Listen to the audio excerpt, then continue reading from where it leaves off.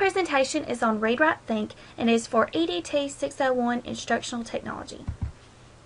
What is ReadWriteThink? It is a nonprofit website which includes lesson plans, student interactives, and several other resources for the classroom. It is maintained by 3 organizations: the National Council of Teachers of English, the International Reading Association, and ThinkFinity by the Verizon Foundation. What tools are included in ReadWriteThink? There are several classroom resources including lesson plans for a variety of subjects and grade levels, printouts including graphic organizers, calendar activities for different holidays, and student interactives. The majority of the presentation and demonstration will be focused on the student interactives of the website. There are professional development resources including strategy guides, a professional library, meetings and events, and online professional development. There are also parent and after-school resources such as activities and projects, games, tips, printouts, and podcasts. What is so great about this website? It is credible, it is maintained by the 3 prominent organizations, and lessons are reviewed by individuals within the organizations prior to being published on the website. It is standards-based. All of the lessons are aligned to the national and individual state standards. The lesson plans and interactives on the website can be used for grades K through 12, and each lesson plan or interactive lists the appropriate grade level for use. There are lesson plans and interactives for a variety of subjects. The search tool lets the teacher search by grade level, resource type, learning objective, or theme. It is interactive. It allows students to create projects online and print them out. It also includes educational games that students may play. It is colorful and kid-friendly. It is also easy to understand and use. What are the technical requirements for using ReadWriteThink student interactives? First off, you will need computers with internet access. You will also need a printer hooked up to the computers in order to print the finished products. Some programs will need to be downloaded to the computers before using ReadWriteThink, such as Acrobat Reader, Flash Player, Shockwave Player, and QuickTime Player. There is a technical help page on the website which allows you to see if your computer has these programs already or if you will need to download them. We will look at that page now.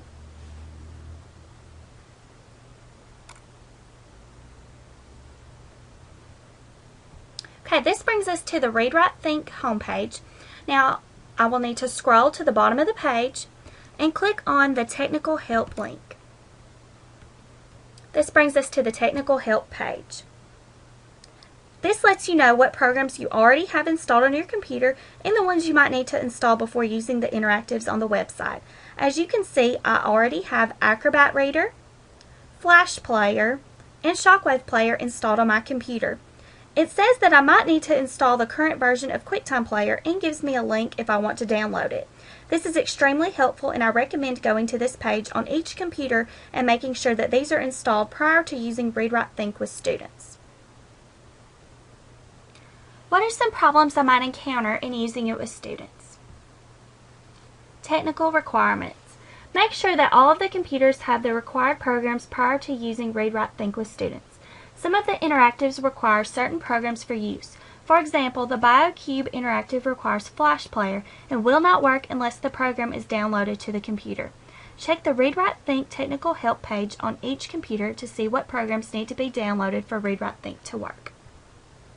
The interactives have great directions, but depending on what you want the students to do with the interactives and the grade level of the students, it would be best to model what you want the students to do prior to having them do it.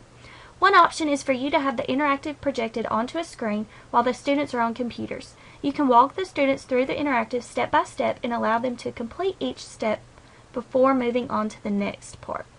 Another option, let the students create a paper version of what you want them to create or put their ideas on paper and then let them use that to do the activity on the computer. Not all interactives let you view the finished product before printing. You don't always know how it is going to look when you print it. You can't save any of the work done on the interactives, and you must have students print if you want to have a record of what they have done. How does ReadWriteThink work? Well, to find that out, we need to go to the website, and the website is www.readwritethink.org. This is the website, readwritethink.org. It's a really great website. Over here to the left, this is the search engine I was talking about. It lets you search for the grade level, the resource type, whether it's classroom resources, professional development, or parent and after school resources, or the learning objective or theme. There's also navigation at the top of the page where it has classroom resources, professional development, pages about ReadWriteThink, and parent and after school resources. We will go over here to classroom resources and click on student interactives, and that will take us to the student interactive main page. Once we get to the student interactive page, there is also a search engine to the side, and that is just for the student interactive activities. We can search for grade level, anywhere from kindergarten through 12th grade. We may also search for the student interactive type if we want organizing or summarizing, inquiry and analysis, writing poetry, writing and publishing prose, or learning about language. You can search for the learning objective, anywhere from comprehension to grammar to literary analysis to multimodal literacy to reading fluency to spelling to vocabulary. You may also search for the theme, from arts to fiction to poetry to social studies and history. There are featured student interactives and most popular student interactives. These right here are the featured student interactives. And there are different categories which we saw on the side: the organizing and summarizing, the inquiry and analysis, writing poetry, writing and publishing prose, and learning about language. We can also look at the most popular student interactives. These are the most popular ones: ReadWriteThink Printing Press, Comic Creator, Story Map, Word Family Sort, and Letter Generator. Let's look at the letter generator to see what it is all about. This is the letter generator. We can see that it is suitable for grades K through 12. The interactive type is writing and publishing prose. The technical requirement is Flash Player. If we scroll down, it gives us an overview of the tool. It tells us that students will identify the parts of a business or friendly letter, and they will get to type their own letter. If we scroll down, we see some lesson plans that use this interactive tool, and there are lesson plans from grades K through 12 to go along with this. There are also classroom and professional development resources and parent and after school resources to go along with this tool. We can click on Get Started.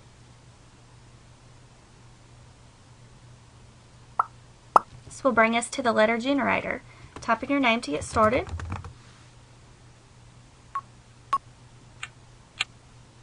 This is a letter for you, and we can identify the parts of the letter. Move your mouse to highlight the different letter parts. There's the heading. There's the salutation. There's the body. There's the closing. And there's the signature. Now it says we can write our own letter. We can choose whether we want to write a friendly letter or a business letter.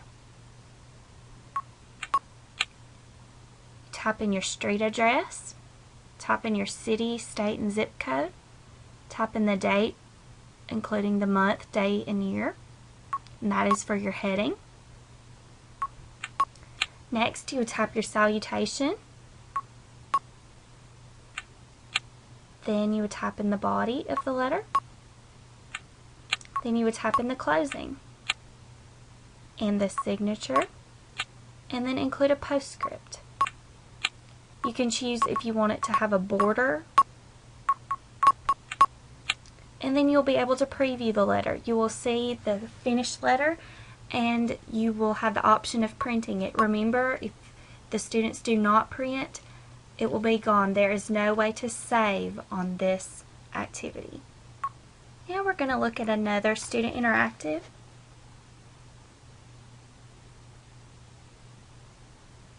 Let's look at one in the learning about language category. Let's look at Word Family Sort. This is suitable for grades K through 5.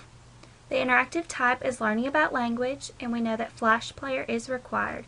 This also gives us an overview of the tool, It gives us some lesson plans to go along with it and some classroom and professional development resources.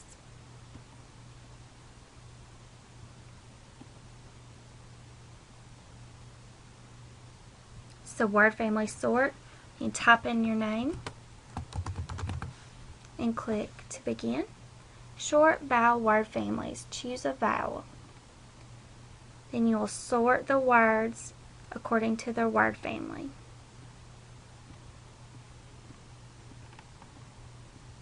You would keep going until you had used up all of the words.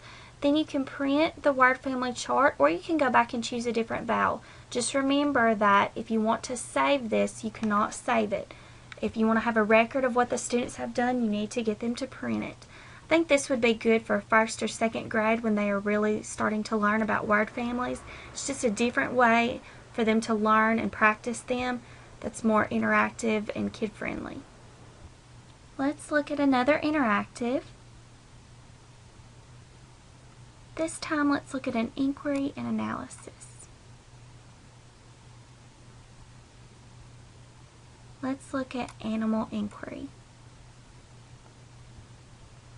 This is suitable for grades 3 through 6. The interactive type is inquiry and analysis. Flash player is required. There's an overview of the interactive, lesson plans, and professional development resources to go along with it as well.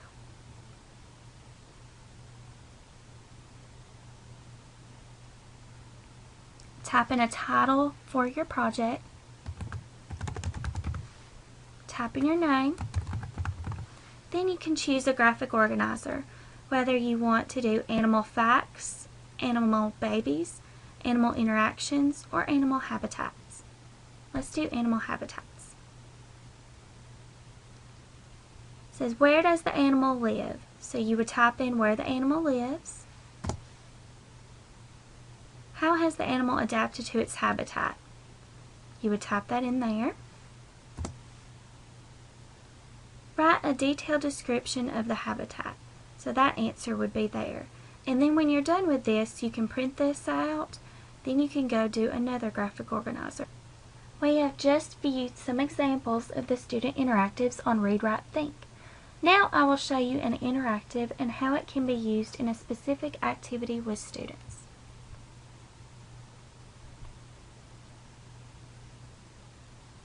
My activity is the famous Alabamian BioCube. This would be good for 4th grade social studies.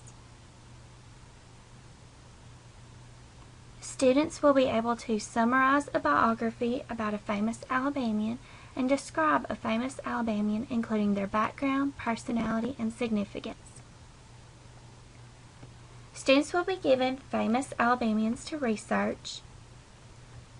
They will fill out the information on the BioCube planning sheet about the person they studied. Then they will go to the BioCube interactive on ReadWriteThink. Will type in the information for the person they researched. When they were done, they will print out the BioCube and form the paper into a cube. I will assess the students through a rubric for this project.